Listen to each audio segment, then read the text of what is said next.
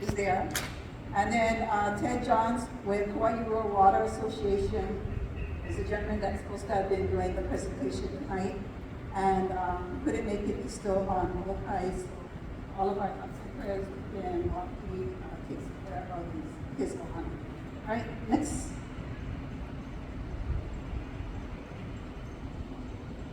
Okay, so what is Act 125, House Bill 1244, sewer conversion? Next slide. So back in 2017, the legislature passed Act 125. It requires replacement of all cesspools by the year 2050. It's directed that Hawaii Department of Health is to investigate the number, scope, the location, and priority of cesspools across the state. So I'll talk about priority a little bit later on, but it requires upgrade, conversion, or connection based on cesspools' impact to public health. Next slide. Okay. Why Act 125? Hawaii has become a popular destination for living and travel. We all know that population has grown, tourism has grown. The state has likewise experienced the need to handle large volumes of human waste. So roughly 83,000 households still rely on cesspools, discharging an estimated 52 million gallons of untreated sewage into the ground and groundwater resources every day in Hawaii. That's every day. 52 million gallons of untreated sewage in our groundwater every day. Next slide. Sewage pollution is a threat to our public, environmental, and economic health in Hawaii. Cesspools pollute our groundwater and reefs, killing our corals, collapsing our fisheries. One of the reasons why we can find limu growing, causing algae, which is the wrong kind of limu that we have growing, and exposing people to harmful levels of bacteria in our drinking water. Next slide. So what is a cesspool? So simply put, it's an underground reservoir or a pit for liquid waste. And its function is it receives the household sewage and wastewater, it collects it and ultimately discharges it untreated back into the environment. Next slide. So this is what basically a cesspool looks like. So you've got the walls, you've got the bottom, and you've got the sides. The bottom is open, the sides is perforated. So all of that sludge accumulation goes down on the bottom. All of the waste fluids in between seeps out the perforated side. And this is what leaches into our groundwater. Next slide. Here's a short video.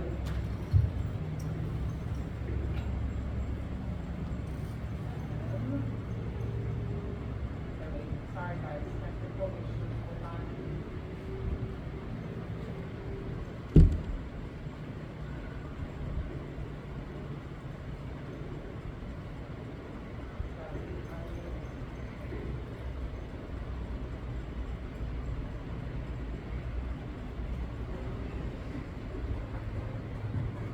Can you hear it? Cesspool construction was recently banned. What is a cesspool? What process do they follow? The cesspool is basically a covered hole in the ground. It is sometimes lined with brick or concrete. Open joints in the lining allow liquid and solid waste to seep through. Cesspools are designed to dispose of waste, but not to treat it. If you have a cesspool, when you flush your toilet, use your kitchen sink, take a shower, or do laundry, untreated wastewater and gray water is directed into this hole in the ground. Human waste moves away from the cesspool through Hawaii's porous lava rock. Eventually, it reaches the water underground and contaminates it with dangerous pathogens and household chemicals. Because we live on islands, everything is interconnected. We rely on underground aquifers for our drinking water. Water from these aquifers is also connected to the ocean through a process called submarine groundwater discharge. When pollution from cesspools travels in water underground, it impairs our drinking water sources and negatively impacts our ocean ecosystems. Human waste contains viruses and bacteria that can make us sick if we consume water contaminated. Our waste naturally contains nutrients like nitrogen that can wreak havoc on coral reefs by causing algal blooms. Medications we take and personal care products we use can also negatively impact Hawaii's plants and animals. Hawaii has over 83,000 cesspools that contribute an estimated 52 million gallons of raw sewage into our environment every day. Because of these impacts, cesspools are required to be replaced with more effective forms of wastewater treatment by 2050. To continue to protect our health, that of our loved ones, and of our environment, cesspools need to be upgraded as soon as possible. For more information on cesspools in your neighborhood, visit hawaiicesspooltool.org. This video was produced by the Hawaii Department of Health, University of Hawaii Sea Grant College Program, and the Water Resources Research Center at the University of Hawaii. Okay.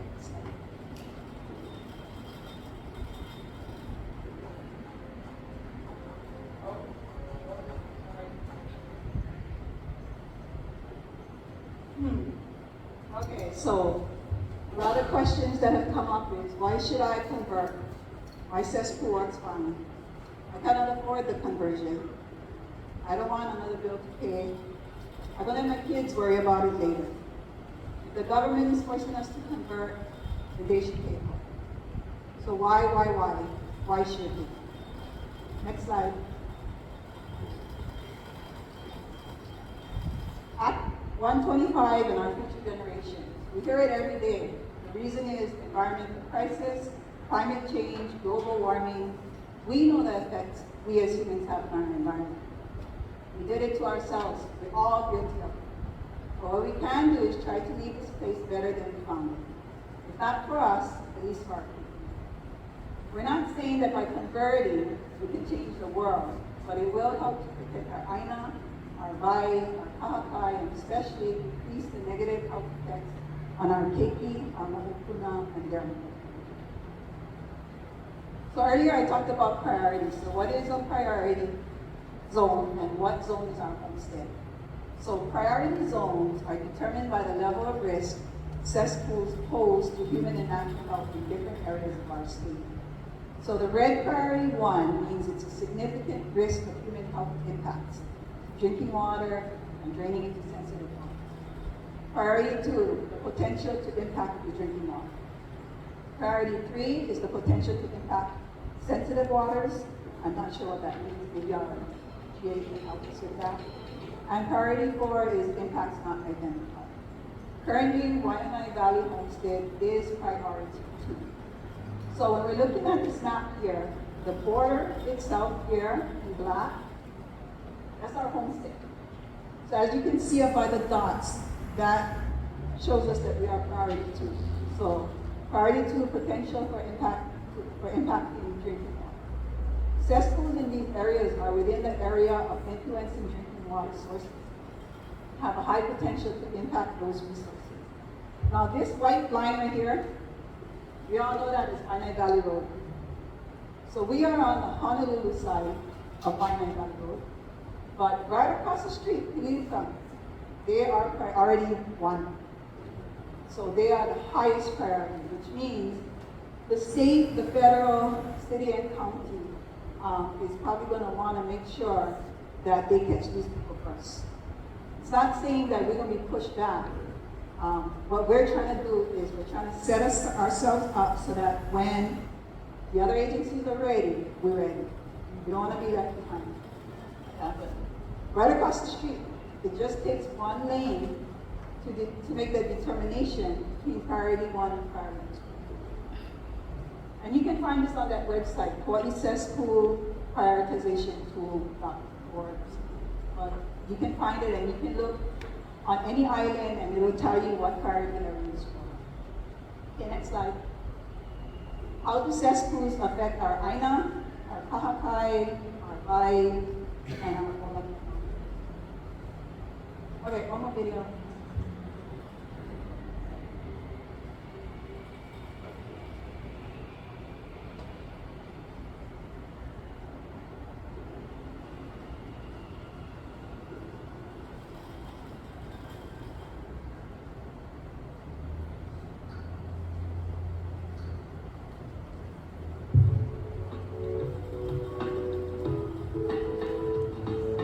on an island means our island, the land, deserves special care and respect. Whether your home has a cesspool or not, the presence of cesspools in our communities affects us all. Our ocean, river, and stream waters may appear clear and pristine, but untreated wastewater contamination can still be present.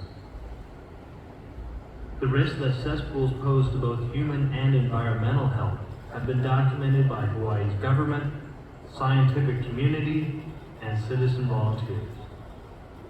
Gastrointestinal illnesses and skin infections have been linked to exposure of sewage pollution in ocean and fresh water. It's not just tourism and recreation at stake. Cesspools can pollute our drinking water supply. We rely on groundwater wells for more than 90% of the fresh water we consume on the islands. We are beginning to see that sources of the foods we love, like our native limu and the health of many reef ecosystems, are imperiled by the human waste carried to coast and submarine groundwater discharge. Pollution of this discharge pathway threatens our food security, Hawaiian cultural practices, and our island way of life. The threat of sewage contamination will increase as more cesspools are exposed to rising water tables, sea levels, extreme weather events, and changing coastlines over the coming decades. But it's not just cesspools located along the shoreline that impact human and environmental health. Many factors, including soil characteristics, distance to wells, cesspool density, and precipitation, play a role in transporting pollution to surface and groundwater, eventually ending up in the ocean. Cesspool pollution affects everyone, and their conversion to better forms of wastewater treatment is a community priority. Conversion will reduce the amount of pollution impacting nature and humans. It also provides other benefits like improving property values and community resilience. For more information on cesspools in your neighborhood, visit hawaiicesspoolschools.org. This video was produced by the Hawaii Department of Health, University of Hawaii Sea Grant College Program, and the Water Resources Research Center at the University of Hawaii.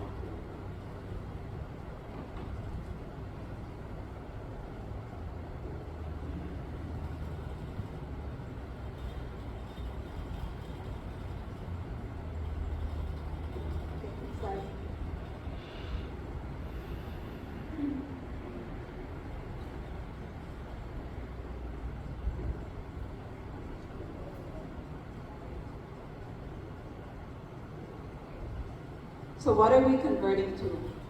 So from the information already shared, continuing with or installing new cesspools are not. The state has a daunting task of determining the scope of the upgrade and what that looks like for each individual one. All of these different variables and moving parts, soil type, ascending or descending elevation, etc., will ultimately determine whether it's a septic system or a city sewer conversion. But now that we have a better understanding of what to expect, we still have work ahead of us. So what is a septic system, or an IWS, an individual wastewater system? So an IWS is a water-type container buried on your property that holds wastewater from your home's drains. So the difference between a septic and a cesspool is that the septic contains all of the waste, while the cesspool leaches it out. So its function is it holds the waste long enough to allow the solids to settle to the bottom, forming a sludge, while the oil and grease flows to the top. It is the water or the pre-treated wastewater in between the two. That's what exits into a drain field or a leach field. And then that water is then filtered through natural filtering process. It goes into the ground, through the rocks, to the soil, and it gets filtered that way before it ends up in our house. And it removes all of the bacteria and that. So this is a rendering of a septic tank. And so as you can see, it's all contained, and the sludge on the bottom, scum on the top, the pre-treated water in the middle, and then it goes out into the leach field, and then it goes and it's absorb and purify before it gets on. Okay, next slide. What is a city sewer connection? So we already talked about cesspool. We already talked about septic systems. So what is a city sewer connection? How do they work? So the sewer or lateral connection is the pipes that come from your house. Your wastewater from your house goes to an underground public sewer main, so usually under the city street. And then from this public sewer main, it then gets transported to the wastewater treatment plant where they treat it there. I don't know what that process is. Like I just said, I don't know what happens over there. That would be a question for one of our government agencies. Most likely is to be. Right, next slide. So basically, this is what it looks like. Here's your home. You have your pipes that runs to the city sewer main, and then it gets taken down.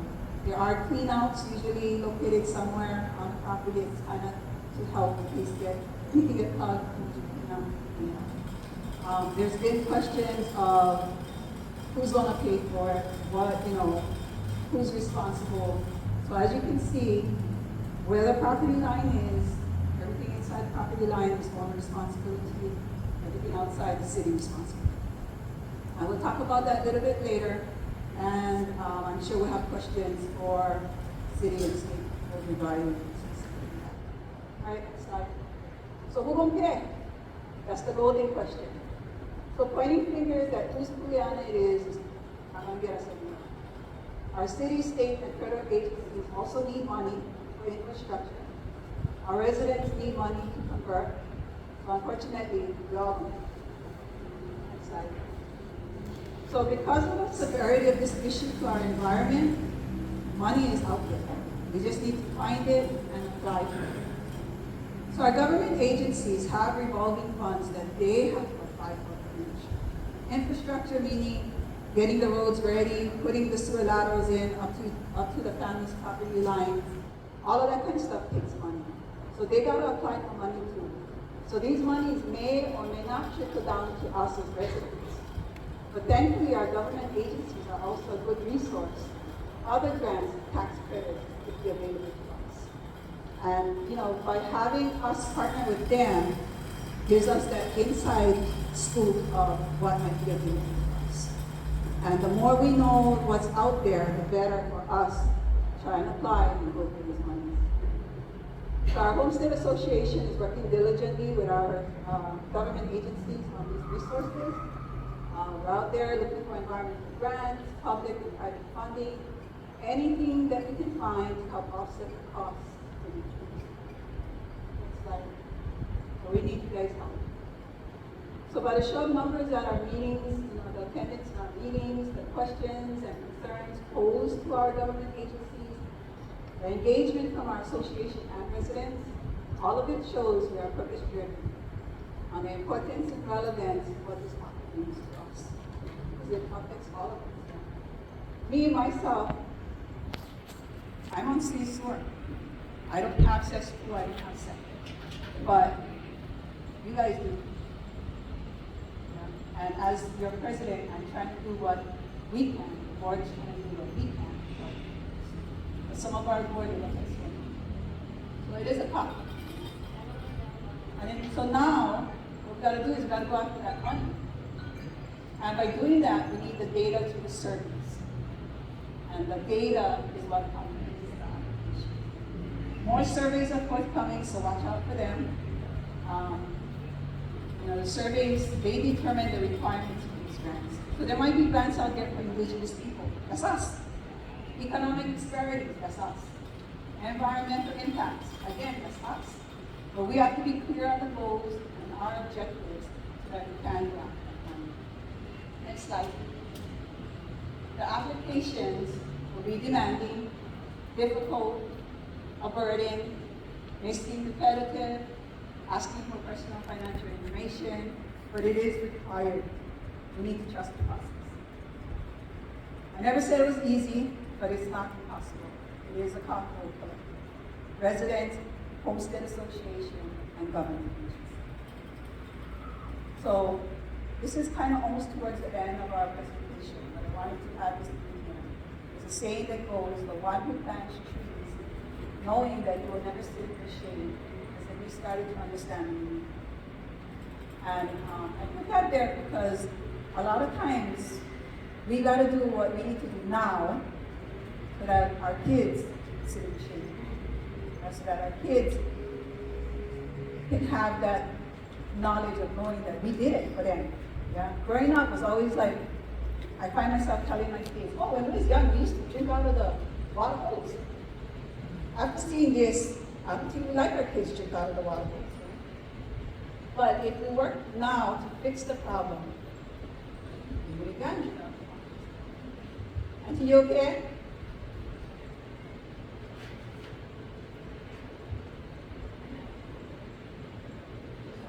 Okay. All right, next slide. Okay, so we did a sewer mitigation survey. We're still doing it. We're still asking for more people to do the survey. So it was one survey per household. We only got about maybe 20-something people to respond out of 420 households. So this tells us that we need to work more on putting out, when we do have our surveys, to get more people go ahead and fill out the surveys. Because again, like I said earlier, these surveys are what is going to be being sent out with our applications. So one of the questions was, have you attended a community meeting hosted by our homestead regarding sewer conversion? 50% said no. 21% said they plan on attending, so I'm hoping that 21% are here. And then 28% said yes. Okay, what type of wastewater system is currently installed on our property? 50% are on city sewer, 46% are on cesspool. So we already know that 110 families are on cesspool. That number could be higher, could be lower. It's not really set in stone, but that's the number that we have now. Until the state or the city does their due diligence and getting the correct numbers, we're just staying with one number. Okay. Is your property located in a lower elevation area than the city sewer line? So we have a couple of lanes just past the park where the road goes downhill. And so some of those homes downhill, they have a hard time because of course we know everything goes down. How do we get the wastewater from down there going up? So it may be where the state or the city has to decide what are they going to do for that kind of situation. And it's not just our homestead, it's probably thousands of other homes out there that is under irrigation. And so that's their daunting task. They have to. What we have to do is we have to make sure that they're ready to do it. Okay. Let's go. For those on cesspool, if allowed, and the size of your property accommodate a septic system. Meaning, do you have enough yard space? So for some yards, you have plenty space, you have a cesspool, you may be able to put a septic in there with the rich fuel. I don't know if it's possible, like I said, that's my disclaimer, I don't know if they can move the cesspool and put septic in that spot. Again, that's questions for the commission. But we do have 42% is on city sewer, 21% is not sure, 21% says yes. Cesspool and their yard is big enough to accommodate. And then this is basically just where these responders where they do it. So the biggest part is Washington. Next question is, have you converted from cesspool to septic? If yes, when? So 42% on city sewer, 46% said no, still on the cesspool system, and 10% are unsure. Have you converted from septic to city sewer? 60% not applicable, 8% is unsure, 2% or 7% said they still have it. So, yeah, still have this. Okay, and 3% said yes, they did convert from septic to stick sewer within the last 20 years. Okay, Mitson, would you be interested in applying for financial assistance? Yeah, we are interested in applying for financial assistance for those activities. Okay, so there were some questions that was put out there, and I'm probably going to read this a little bit later on when we do the Q&A. And so again, it's important to have this, but one disclaimer about our survey. Not only this survey, but any future surveys to come. Anybody going to use our surveys, because it's our surveys, all of our surveys. Anybody going to use our survey, you need our permission to use the data. And if anybody's going to use the data to go after money, they're required of pushing that money back to us. It's only fair, because we're doing the hard work, getting all of the data. So we want to make sure that if we're going to use, and we don't mind, if you like go out and you like go get money using our data, fine.